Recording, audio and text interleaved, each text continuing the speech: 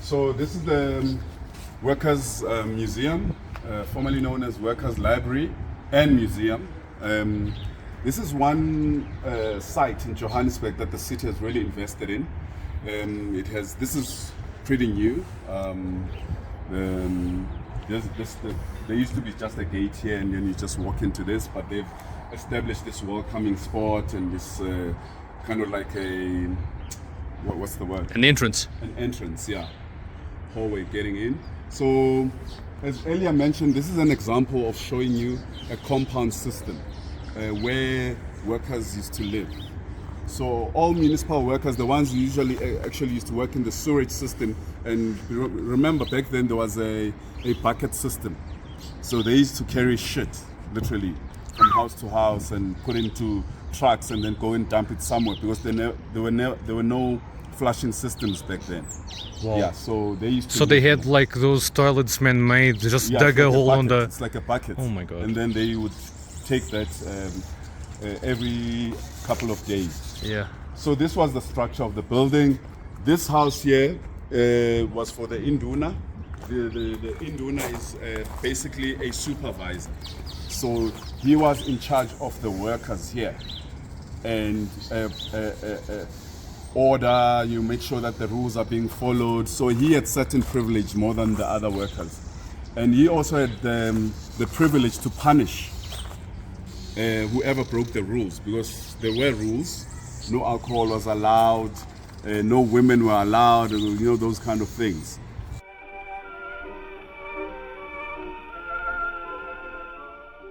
This is part of the museum exhibitions, showing you the life, the people. Sure, bro. Why is this why this is not incorporated into the apartheid museum or something like that? This is more immersive because you get to be in the space that used to operate as a compound, as opposed to your apartheid museum. It's a new building altogether. Tell me about this place. It was not safe to come.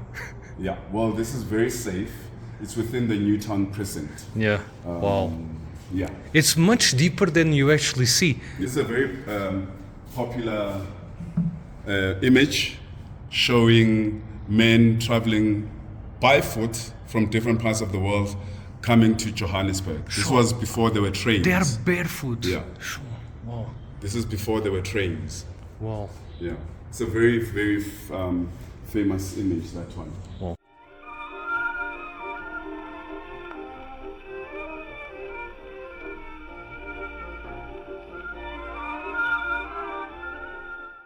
So now this is the chronology of the exhibition.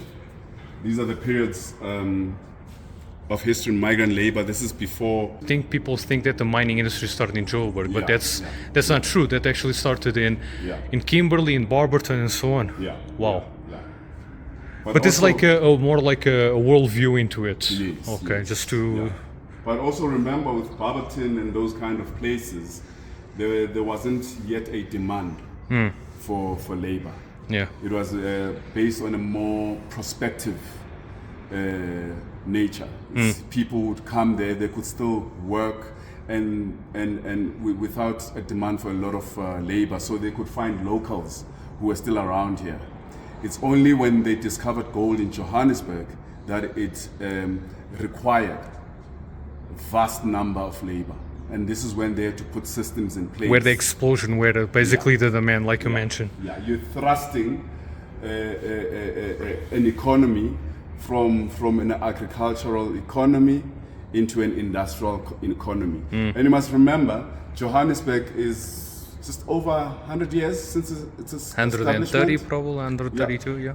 Since 18, like you mentioned, perfect. 1889, but 1886 is when actually the gold was discovered. Yeah. This basically then takes you through the chronology of the history. As you can see, 1886, that's when the discovery of gold happened. Sure. Yeah.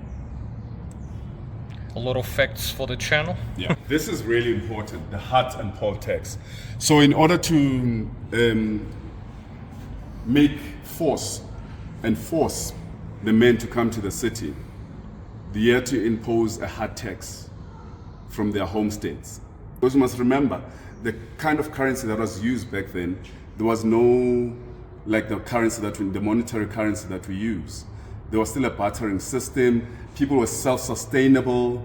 There was subsistence farming, so they didn't really need money to survive. So they were self-sustainable. So the powers that be decided that they must introduce a way that would require people to go and earn money. So they introduced the hut tax and the poll tax. So that forced then young men to go and work in the cities. Jesus, man. Yeah. Well, Yeah. It's the introduction of the poverty cycle. You create a problem that requires people to go and get that money. Once they get that money, it's then you've already caught them in the system that makes them reliant on that system. You've already trapped them because these people are self-sustainable. Yeah, they know how to farming. They know how to produce because they didn't need these Western ideas to do it. They produce their own food. They produce their own clothing. The only thing that preoccupied them was just sustaining their family and growing their family and looking after their cattle. That's it. As the neighboring countries all converging to Johannesburg, right? This is the area. So now they came from all parts of the world. This is Lesotho. This is now what is known as the Eastern Cape. This is KZN, Zululand. This is Swaziland. This is Mozambique. This is Zimbabwe. Just further up is your Malawi and Tanzania and so forth. So all these people were being drawn towards the conversion. Conversion towards Johannesburg. And there was a recruitment agency that I mentioned earlier. Before it was known as the Bureau of Employment Agency, it was called the Witwatersrand Native Labor Association, WENELA. Sure. Yeah, WENELA. It looks so wrong when you think about these things. Yeah. So it was a recruitment agency that was recruiting all these men from across southern Africa. Sure.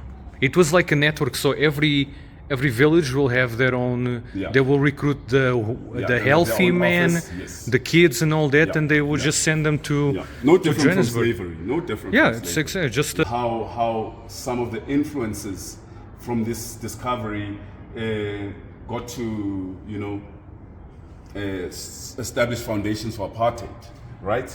You already have this establishment of WENELA, which was solely for mine workers, but because the city was growing, the town was growing, there were other industries. But then how do you then control the influx of black people?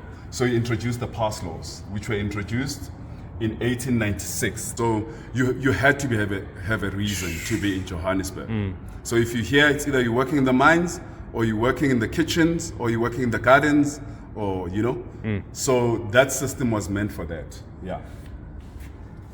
So how it started, black workers had to wear metal badges on their arms to indicate that they worked for a master. Otherwise, they would be jailed. They also had to obtain district passes in order to move out from one mine to another. wow. Yeah. And this date, 1896, Johannesburg was already was already a city. Yeah. Wow, crazy. Obviously, with the emergence of labor being together and stuff like that, you start seeing the development of workers organizing themselves because the conditions were so bad. You needed now to start organizing yourself in order to speak as one voice, just to speak for your rights, to speak for better working conditions and stuff like that. So there was that emergence then. The origins of unions. The first one was mainly for white workers. There were no black people involved in the first strike in the mines. It was called the Workers' Resistance. And they converged just outside where we are. It's called Mary Fitzgerald Square. This was a very famous gathering space for all forms of protest or demonstrations and stuff like that. So that this square is very known for that. Wow. And then as time went by, because they were, the white workers were only fighting for their own rights, their own interests as white workers. Wenela guys or Teba, they felt that they need to get, wherever they could get labor, they will go. So they went to China and got labor there. And same thing, Chinese were worked under very, horrific conditions, Wow. living, working conditions. So they were the second group to strike before the black Workers. organizations. Yeah, organization. The Bambata Rebellion. Tell us about it. The Paul Tex. Because Bambata is a very important Yeah, he's figure a chief. in Yeah, he's in a chief. African. Yeah. It's like a little bit like a Shaka Zulu. Yeah, It's very respected. Yeah. So Or a Patrice Lumumba. Or, he instigated the rebellion against the poll tax. Because remember, the point of the poll tax was to drive men from their homesteads to come and work into the cities. Wow. So this was one of the resistances, most significant resistances in black history in South Africa. Wow. Because he led an uprising against the Natal government to say we are not going to pay taxes. And because the taxes were important in driving people away into the cities, the government fought them nail and tooth. So they knew that him stopping that movement is going to affect the growth of the mines. Wow. Eventually he did get killed, and yeah. But he forever an yeah. idol. Yeah, for what the he did. Bambata Rebellion is a very significant event in the war against resistance in South Africa. Wherever it's black is where it was reserved for black people, right? But before that, this was owned by black people. So if people have got land, they've got a freedom, and they have no necessity Yeah. to leave their land, because Yeah. it's what's sustaining them, right? Wow. It's what's sustaining them. So if you take away their land, then you make them reliant. On the system, Yeah, on the rules. yeah. And what was the violence. cause for that? Is the demand for labor. So the discovery of gold in South Africa is very significant because it catapulted the social engineering of what we know as South Africa today. Land dispossession, because the mining companies have so much influence and power, they could go to government and say, we need this kind of policy. Can you put this policy in place so that we are able to destabilize the black population so that they are forced to come and work for us? So a lot of laws were introduced in order to sustain Wow. the mines. So I always say the discovery of gold in South Africa actually was the one that... They took the freedoms away from the natives. Yeah. So you get to the mines, what happens? You've been recruited, young men, here you are. You get to the mine, boom. Here we are. It's like cattle, now you have to be subdivided. You're going to this mine, you are going to this mine. You are being recorded, you're given a number. Bro, this is like this. Then you are doing your This health. is this is not different what Yeah. Nazi Germany did. Yeah, medicals. They have to take the healthiest men, right? Yeah. You have to check your health. So I'm going to take you through to just give you an example of what a compound looks like, a sleeping quarters for workers. What? Yeah. So these were the sleeping quarters. The men used to live they used to sleep in concrete bunkers, as you can see here. If you could afford, you bring a mattress. At least you can sleep comfortably. Sure. No African shall urinate in any place other than in toilets and urinals. No African shall bring liquor into the compound without a permit signed by the compound manager. Yeah, these are the rules. But compared to the mining compounds, this is pretty spacious. Yeah. This is pretty spacious. So if we had to go to a mining compound, an example of how it used to be, it would probably be a court like it would be this size. Wow.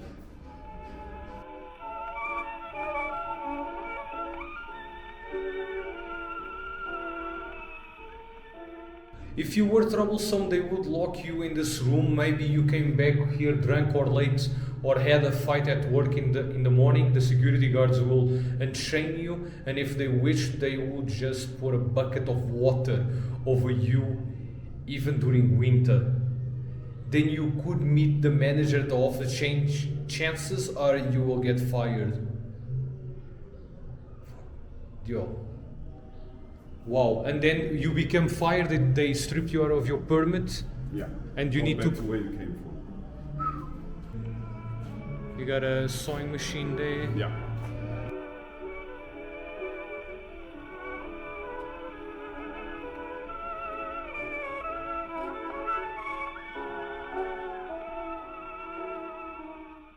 You know, the enterprising workers, Yeah. they would make those clothes that I mentioned. And they make their own money also here. Yeah, yeah.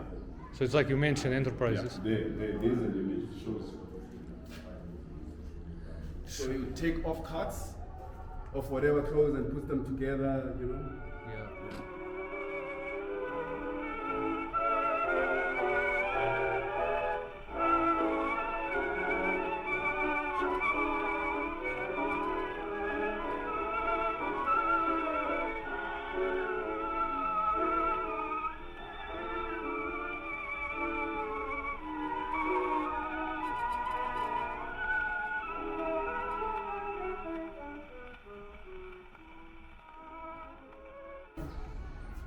Back in the days, the first hostels, they didn't have showers.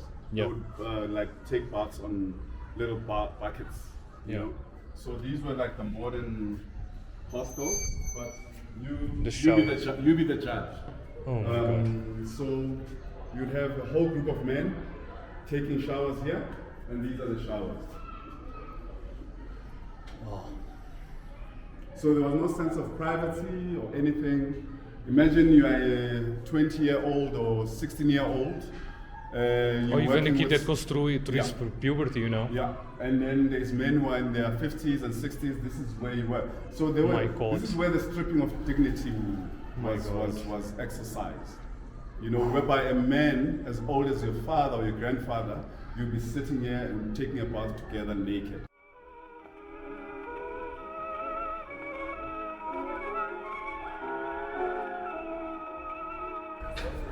What the heck we gonna see now?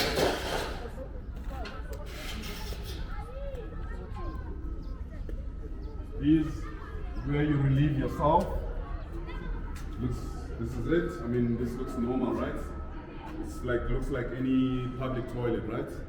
Should Yeah. look like great. But let's come through this side.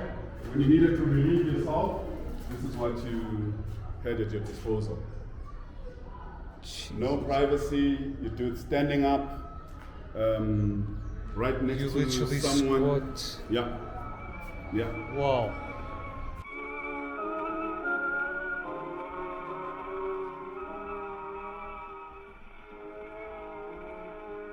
Yeah, my name is Moha once again. We're at Workers Library and Museum. Shown you some of my favorite places to explore the heritage of Johannesburg, and I hope you, whenever you're around, you can pop by.